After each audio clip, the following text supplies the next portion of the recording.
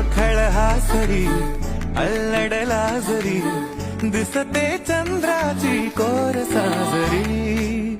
श्वास कस्तुरी सुगंध वाऱ्यावरी